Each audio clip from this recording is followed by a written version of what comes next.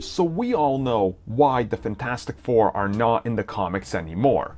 But a lot of people don't, and some people don't believe it, some people do believe other conspiracy theories, so let's talk about it. So Jonathan Hickman, who of course has been writing for Marvel for quite a while, and he recently did the big event Secret Wars, came out and got to talk a little bit about the first family in comics, of course the Fantastic Four themselves, and why they aren't around anymore after being such a heavy focus in that series and other series before it.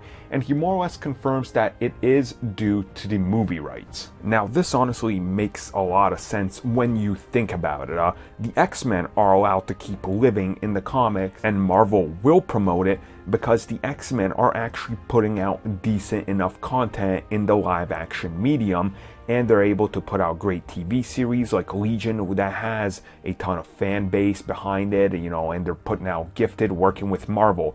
When it comes to the Fantastic Four, the things aren't as clear cut, and they've tried multiple times and they put out terrible movies. Now what happens is people go out there and they'll pick up a comic book because of a movie, and when there's no money to be gained from the movie because it's bombing, guess what? The comics are also going to suffer because people go, oh, I saw that trash in the movies, I don't want to pick that up.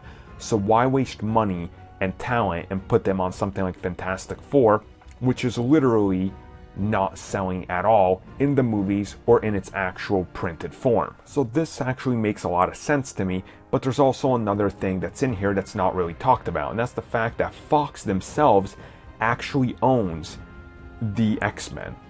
Constantine Films, in collaboration with Fox, owns the Fantastic Four.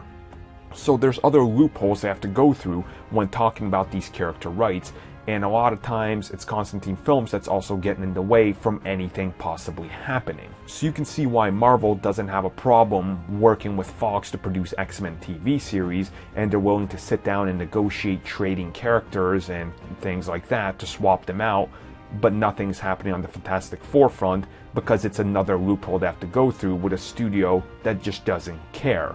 So this makes a lot of sense to me. I mean, I would love the Fantastic Four back in comics, and it's gonna happen, but it doesn't seem like it's happening anytime soon, unfortunately.